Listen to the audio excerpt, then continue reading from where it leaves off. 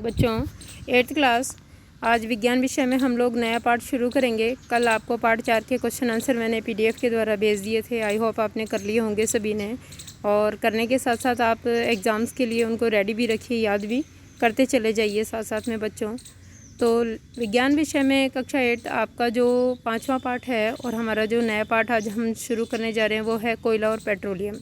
देखिए, कोयला और पेट्रोलियम से आप सभी जो हैं वाकिफ़ हैं, सभी जानते हैं कोयला और पेट्रोलियम के बारे में।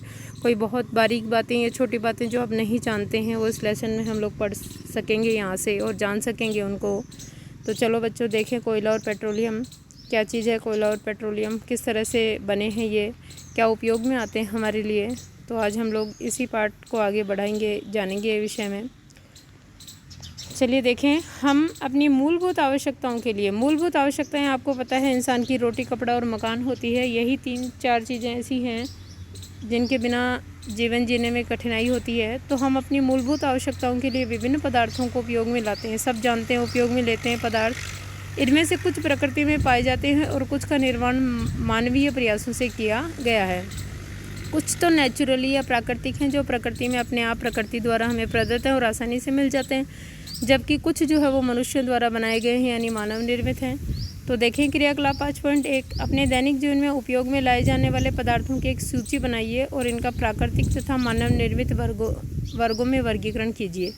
तो दैनिक जीवन में उपयोग जो पदार्थ आप लेके आते हो, बहुत सारे पदार्थ होंगे। आपको अपने दिमाग से सोचना है और इस सारणी को भरनी है कि प्राकृतिक चीज़ें तो कौन कौन सी है जिसको हम उपयोग में लेते हैं, और मानव निर्मित जो है वो कौन कौन सी हैं। अब देखिए, प्राकृतिक चीज़ों में मैं आपको थोड़ा सा कोई हिंट दे सकती हूँ, जैसे जल है, ठीक है, वन संपदा यानी प्राकृतिक वनस्पति है।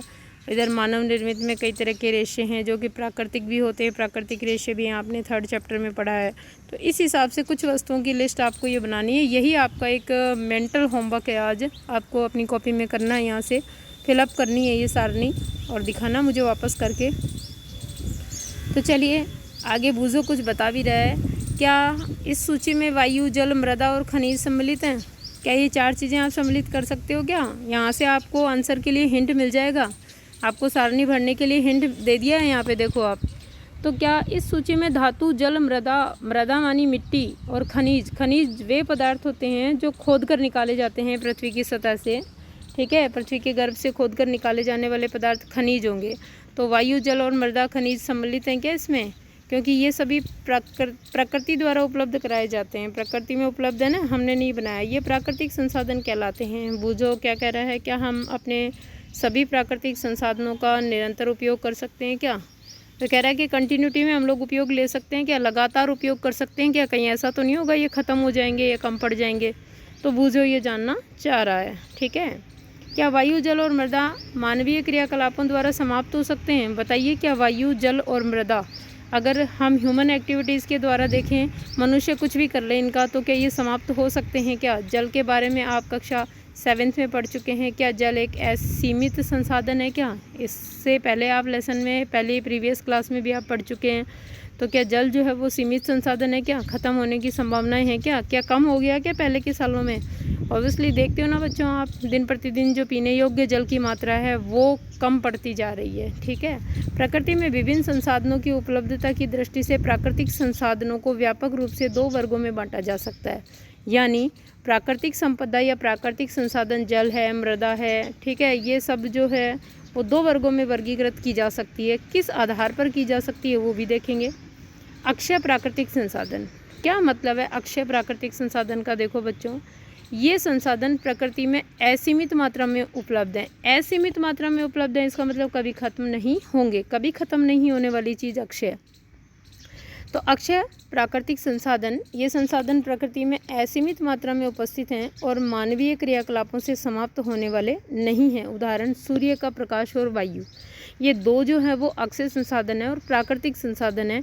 एक तो सूर्य का प्रकाश, कुछ भी कर लें हम लोग, कितने भी क्रियाकलाप कर लें, कितने भी सूर्य के प्रकाश में उपस्थित ऊर्जा को विभिन्न रूपों में बदल लें हम लोग, ठीक है, चाहे उनसे सौर ऊर्जा संयंत्र लगा लें, लेकिन ये ख़त्म नहीं होंगे। और वायु, 2 चीज़ें जो है वो ख़त्म नहीं होने वाली, इसीलिए इनको कहेंगे अक्षय प्राकृतिक संसाधन। दूसरा है समाप्त होने वाले प्राकृतिक संसाधन, जिनके समाप्त होने की संभावना है इन फ्यूचर या भविष्य में, कम पड़ जाएंगे शायद वो। प्रकृति में इन स्रोतों की मात्रा सीमित है, ये मानवीय क्रियाकलापों द्वारा समाप्त हो सकते हैं और इन संसाधनों के उदाहरण हैं वन्य जीव यानी वन, क्योंकि हम काटते ही जा रहे हैं। जैसे जैसे जनसंख्या बढ़ रही है वैसे विभिन्न उपयोगों के लिए, खेती योग्य ज़मीन निकालने के लिए, आवासीय ज़मीन प्राप्त करने के लिए, रहने के लिए बिल्डिंग वगैरह बनाना, ठीक है, हमारे भौतिक संसाधन या भौतिक सुख सुविधा के लिए लकड़ी काटना, इन क्रियाकलापों के, इन कृत्यों के माध्यम से वन खत्म हो रहे हैं।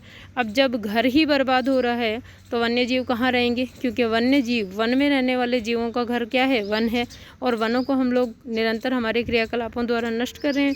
तो कुछ वन्य जीव प्रजातियां तो विलुप्त भी हो चुकी हैं, है ही नहीं, उनका कोई भी एक सदस्य भी उस जाति को डिनोटेट करने वाला बचा ही नहीं है पृथ्वी पर, और कुछ जो है वो विलुप्त होने के कगार पे हैं, यानी कुछ गिने चुने जीव बचे हैं उनकी स्पीसीज या जाति के। तो इस प्रकार जो है वन्य जीव, खनिज, क्योंकि खोद के हम लोग निरंतर निकाल रहे हैं पृथ्वी के गर्भ से और काम में ले रहे हैं, कोयला, पेट्रोलियम, प्राकृतिक गैस आदि। तो ये आपके प्रश्न बनते हैं दो यहाँ से कि अक्षय संसाधन कौन से हैं और उनके दो उदाहरण लिखिए, और समाप्त होने वाले संसाधन कौन से हैं और उनके दो उदाहरण लिखिए। तो क्रियाकलाप 5.2 देखेंगे।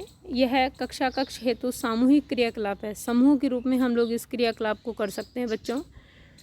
कुछ पात्र लीजिए, कुछ पात्र यानी कुछ बर्तन या आपको कंटेनर्स लेने हैं, उन्हें पॉपकॉर्न, मूंगफली, भुने हुए चने, टॉफ़ियों से भर दीजिए। 4 चीज़ें, अरे वाह बहुत अच्छी चीज़ें हैं, आपको तो है ना, बढ़िया चीज़ें। पहला क्रियाकलाप बहुत अच्छा आया है, बच्चों के लायक आया है कि क्या करा रहे हैं, समूह के रूप में पॉपकॉर्न, मूंगफली, भुने हुए चने और टॉफ़ियों से भरने हैं आपको कुछ कंटेनर या पात्र लेकर।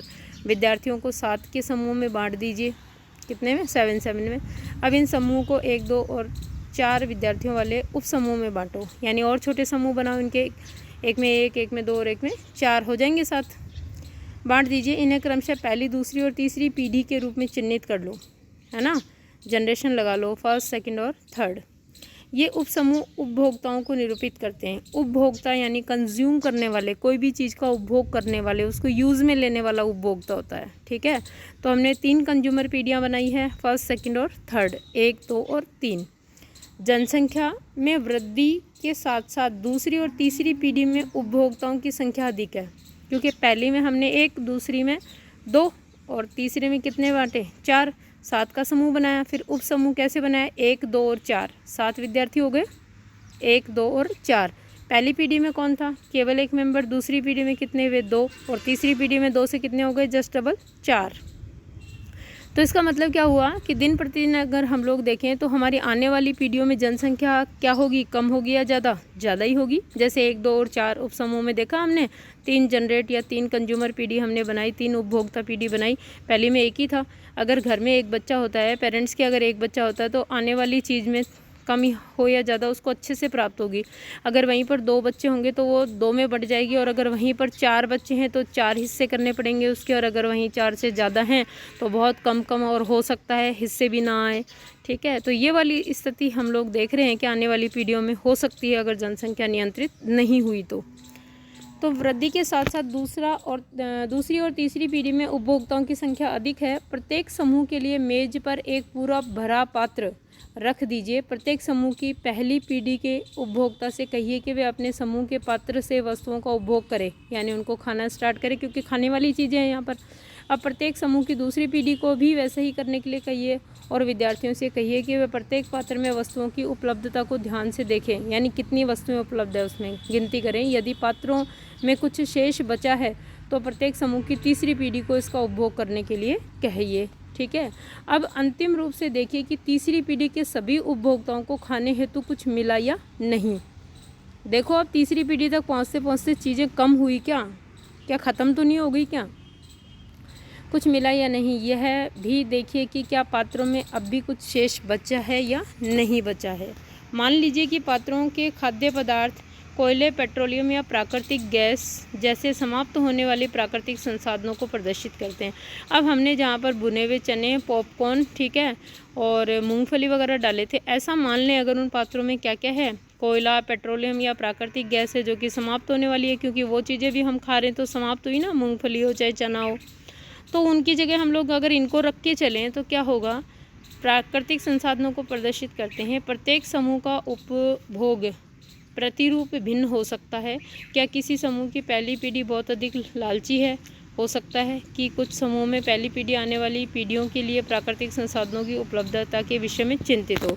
यानी कहने का मतलब ये है कि सभी का उपभोग समान नहीं होगा। ऐसा होगा कि कहीं कहीं पर पहली पीढ़ी बहुत समझदार होगी, वो कम उपयोग करेगी, जितना आवश्यक है उतना ही उपयोग करेगी और आने वाली पीढ़ियों के लिए बचा के रखेगी। तो वहाँ पर पीढ़ी 2 और 3 को अच्छे से चीज़ उपलब्ध होगी। कहीं कहीं पहली पीढ़ी बहुत लालची होगी तो आवश्यकता से अधिक दोहन या उपयोग करेगी, तो वहाँ आने वाली पीढ़ियों के लिए बहुत कम या ना के बराबर बचेगा। तो दोहन क्षमता यानी कंज्यूम करने की जो कैपेसिटी है बच्चों, वो अलग अलग हो सकती है हर पीढ़ी की। कोई तो मितव्ययता से चलता है, यानी जितना आवश्यक हो उतना ही लेता है, और कोई, जैसे कि आप अपना ही उदाहरण लीजिए, आप में से कई बच्चे केवल एक बाल्टी से नहाते होंगे, उनको पता है कि आने वाला समय जल संकट है, ठीक है ना, पीने योग्य जल बहुत कम हो जाएगा। वहीं पर कुछ बच्चे नल के नीचे बैठ जाते हैं, नल खोल लेते हैं और बराबर नहाते रहते हैं, उनको पता ही नहीं एक बाल्टी पानी वेस्ट हो गया, 2 हो गया या 4 हो गया, ठीक है। कई बार तो ऐसा भी होता है गर्मियों में कि नहाते रहते हैं, आनंद लेते रहते हैं, पानी वेस्ट होता रहता है और लास्ट में टंकी खाली हो जाती है, देन पता चलता है कि पानी ख़त्म हो गया है। तो ये आप पे डिपेंड करता है, ये हम सब पे डिपेंड करता है कि ये जो ख़त्म होने वाले प्राकृतिक संसाधन है, इसको कैसे बचाया जा सकता है हमारी आने वाली पीढ़ियों के लिए, या फिर कैसे इनको कम से कम उपयोग करके इनको सेव किया जा सकता है, बचाया जा सकता है या बढ़ाने के बारे में सोचा जा सकता है। ये सब हम पे ही निर्भर है, क्योंकि इस प्रकृति का दोहन करने के लिए प्राणी बनाए गए हैं और हम ही लोग जो हैं वो इसका मितव्ययता से दोहन नहीं कर रहे हैं, बल्कि अनावश्यक रूप से दोहन कर रहे हैं, जिसके कारण ये संकट उत्पन्न होने जा रहा है। तो ये बहुत अच्छा टॉपिक है बच्चों आपके लिए, जो आपको कुछ सिखाएगा कि किस तरह से जो है वो चीज़ों की सेविंग करनी चाहिए, किस तरह से आपको जितना काम में आए उतना ही काम में लेना है, वेस्ट नहीं करना है, व्यर्थ नहीं करना है। तो चलिए आगे बढ़ते हैं। प्रतिरूप भिन्न हो सकता है। क्या किसी समूह की पहली पीढ़ी बहुत अधिक लालची हो सकता है कि कुछ समूह में पहली पीढ़ी आने वाली पीढ़ियों के लिए प्राकृतिक संसाधनों की उपलब्धता के विषय में चिंतित हो। इस अध्याय में हम कोयले, पेट्रोलियम और प्राकृतिक गैसों जैसे कुछ समाप्त होने वाले प्राकृतिक संसाधनों के विषय में अध्ययन करेंगे। इनका निर्माण सजीव प्राणियों के मृत अवशेषों, मरे हुए अवशेष जो भूमि की सतह में दब गए, ठीक है ना, उनको कहेंगे मृत अवशेष, या फिर जीवाश्म एक वर्ड है उनके लिए, ठीक है, से होता है, अतः इन्हें जीवाश्मी ईंधन कहते हैं। तो ये जो आपका लेसन है उसमें जो स्टडी करेंगे पॉइंट, वो टोटली जीवाश्मी ईंधन है।